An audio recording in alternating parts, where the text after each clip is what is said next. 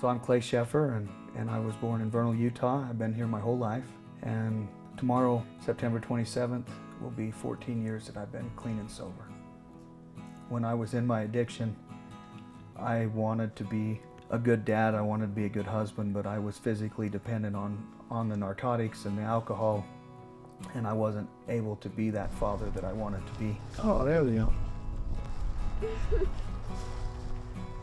So that's why I would be willing to do whatever it takes to help someone stay sober, and that's why I'm willing to talk to you today, because if I could help somebody by doing this, then that's an important thing to me.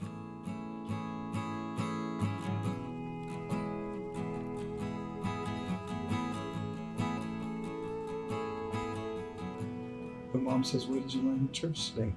What do I tell her? About Jesus. And you never get in trouble. I was able to escape. I was able to get high. I was able to not have to feel. And my wife had to always feel. And she couldn't escape. And she still had to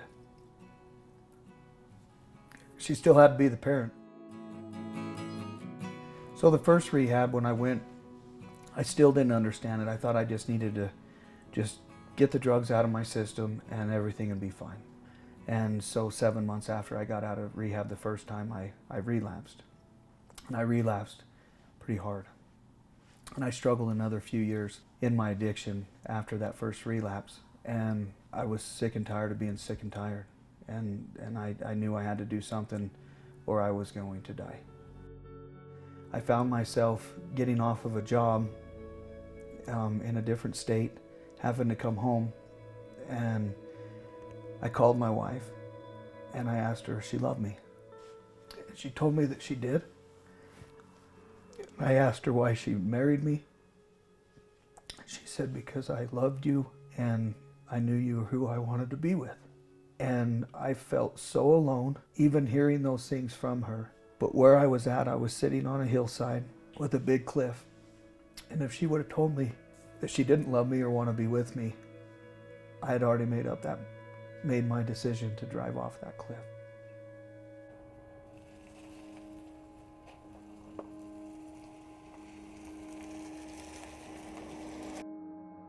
When she told me those things, I went home and I was lost. I didn't know what to do. I woke up that morning on September 27, 2010, and I knelt down.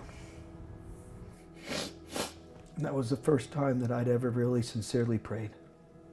And I said, God, if you're there and you care, I need help. I can't do this. And I felt this feeling of, do you trust me? And I remember saying, I don't have a choice. And so then I got this feeling I needed to go and talk to Tammy. And so I went in and talked to my wife, and I opened up to her and I told her everything that I'd been doing, and she already knew. She wasn't dumb. But it was just this relief of being able to tell her.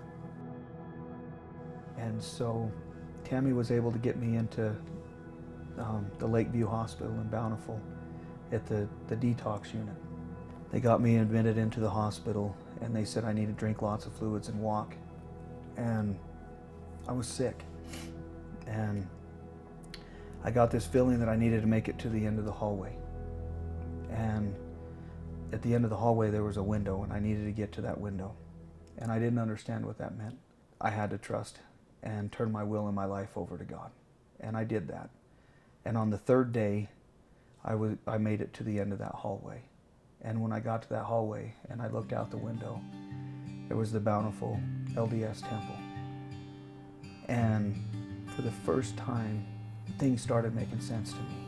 And I immediately turned around and I start walking back. I had 0 withdrawal symptoms. And it finally hit me what the atonement of Jesus Christ was. And I knew at that point that Christ had died for me and atoned for my sins. And because of him, I was going to be made whole again. But I had to be willing.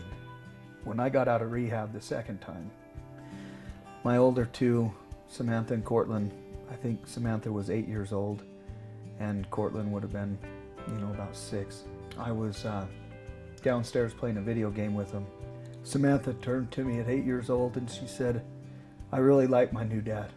And I said, "What do you mean you like your new dad? I'm still your dad." And she says, "No, the old dad didn't play games with us." She says, I really like that my dad will play games with us now.